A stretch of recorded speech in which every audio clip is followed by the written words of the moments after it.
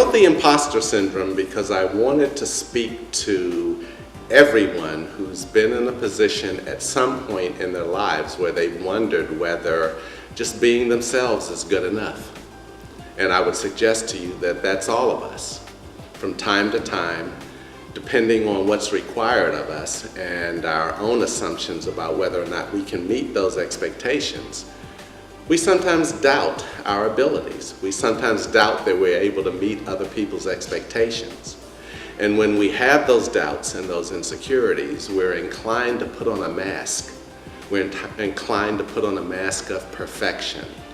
And when we put that mask of perfection on, what we end up doing is stepping away from our own authenticity.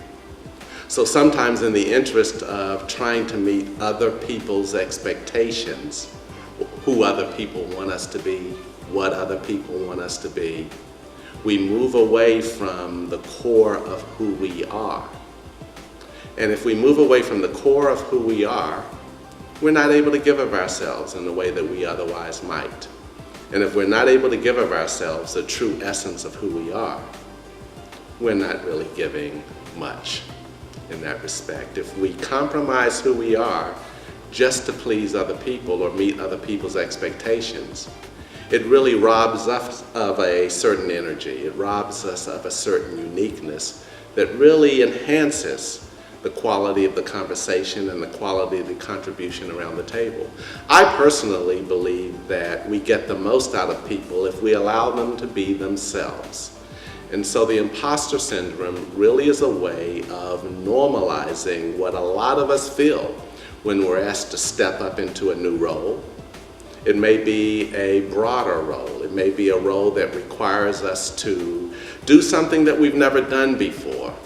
Big expectations. And before you know it, we get really concerned that we're not going to meet those expectations on the part of other people. And we begin to shrink and minimize our input out of fear that somebody's going to discover that we really don't deserve to be in that role.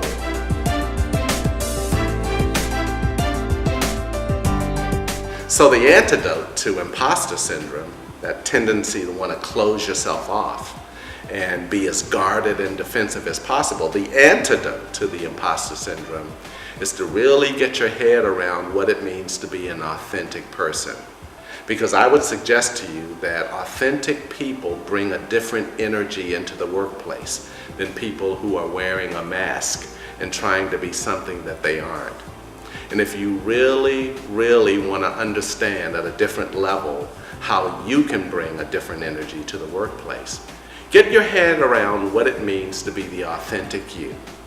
And when people are focused on being their authentic selves, they're less concerned about being perfect people. I've never met a perfect person.